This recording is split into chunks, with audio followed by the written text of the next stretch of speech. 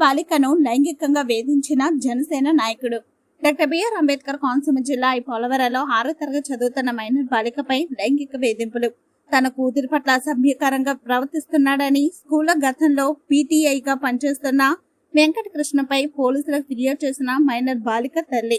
ప్రస్తుతం జనసేనలో యాక్టివ్ గా ఉన్న వెంకటకృష్ణ చాక్లెట్స్ కొంటానని చెప్పి మైనర్ బాలికను రూమ్ తీసుకెళ్లి అసభ్యకరంగా ప్రవర్తించేవాడని ఫిర్యాదు. పోక్సో చట్టం కింద కేసు నమోదు చేసిన పోలీసులు చిన్నారులను లైంగికంగా వేధించే వాళ్లను చంపేయాలని కోరుతున్న మైనర్ బాలిక కుటుంబ సభ్యులు.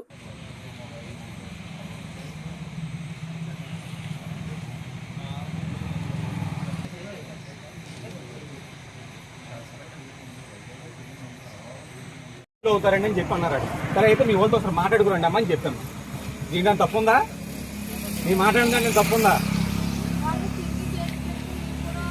నేనే డినై చేస్తే నేనేమైనా డినై చేస్తే మీరు తర్వాత మీకు ఈ కేసుకి ఫ్యాక్టర్ అవుద్దమ్మా. ఇది డినై చేస్తే ఫ్యాక్టర్ అవుద్ది. చేస్తే ఆలోచించుకున్నాను. ఇప్పుడు మీరు చెప్తారండి, వాళ్ళు డినై చేస్తారు, మాకు న్యాయం జరగాల్సిన అల్టిమేట్ ఇక్కడ విక్టిమ్ గారికి అన్యాయం జరగకూడదు, న్యాయం జరగాలి. మనం చెప్పిన ఇష్యూలో కాంట్రవర్సీ వచ్చిందనుకో డ్యామేజ్ ఎవరికి జరిగిద్ది? డ్యామేజ్ సీసీ కెమెరా ఉంటుంది లోపల. మీలాగ ఇలా మాట్లాడతారండి. సీసీ కెమెరాలు పోలీస్ స్టేషన్ లో విత్ వాయిస్ రికార్డింగ్ పెట్టారు. మేము మాట్లాడింది నా దగ్గర ఉంది. వినండి ఒక మాట వినండి. ఆ సీసీ ఫుటేజ్ రికార్డింగ్ లో ఆవిడని భయపెట్టారా, లేకపోతే పేరు వివరాలు ఆవిడకి ఇన్ఫార్మ్ చేశారమ్మా? ఏంటమ్మా విషయం, రేపు పొద్దున ఏమంటారు అని మీరు మాట్లాడుకున్నారా? మీ వాళ్ళతో మాట్లాడారా? మాట్లాడి వచ్చి మాకు ఏ విషయం చెప్పండి అని చెప్పాము. చెప్తే మాట్లాడొస్తా అని చెప్పారు ఆవిడ. అంతేగాని మీరు ఇబ్బంది పడతారు అనేం చెప్పలా. మేమేమి ఇప్పుడు భయపెట్టారన్న విషయం సీసీ కెమెరాలో కనపడుతుందా? వాయిస్ రికార్డింగ్ ఉంటుంది. వాయిస్ రికార్డింగ్ ఉంటుంది. స్టేషన్ లో సీసీ కెమెరా పెట్టింది అందుకు. చెప్పమ్మా. కింద పెట్టరా ఇంకా అయ్యి. ఓకే రెడీ అమ్మా. చెప్పమ్మా. ఈరోజు రెడీ. మాది పోలవరం మండలం అండి.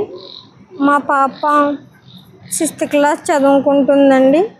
అక్కడ రాయపిరెడ్డి బాబాయ్ అని ఆయన కూడా పీటీ టీచర్గా వర్క్ చేస్తున్నారండి.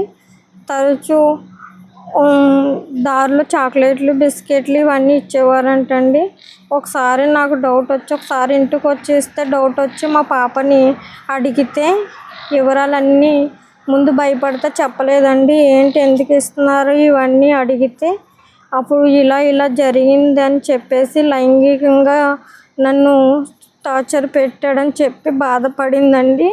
అందుకని నా పాప బాధలో నాకు ఇక నేను తట్టుకోలేకపోయానండి. వెంటనే నేనైతే ఇలాగ అనుకున్నానండి, ఈ ఎదవని స్పాట్లో చంపేయాలి వెళ్ళి అన్నంత కసి నాలో పెరిగిపోయిందండి. కాకపోతే పెద్దవాళ్ళు ఉన్నారు కదా, మా అన్నయ్య వీళ్ళందరినీ ఆలోచించుకొని ఇలాగ చేసుకున్నానండి. నేను జరిగిన అన్యాయం ఇంకా వేరే పాపకి ఎవరికి జరగకూడదని, ఇటువంటి ఎదవులకి ఏ శిక్ష అయితే ఉన్నదో న్యాయవ్యాధులు అలాంటి శిక్ష వెయ్యాలని నేను కోరుకుంటున్నానండి. అవునండి, అమలాపురం డిఎస్పి 6th క్లాస్ అండి. 10 years అండి. మొత్తం చెప్పిందండి.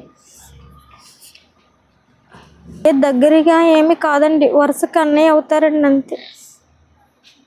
చాక్లెట్లు, బిస్కెట్లు ఇచ్చి రూమ్కి తీసుకుని వెళ్ళి ఇలా లైంగికంగా చేసినట్లు నాకు చెప్పిందండి.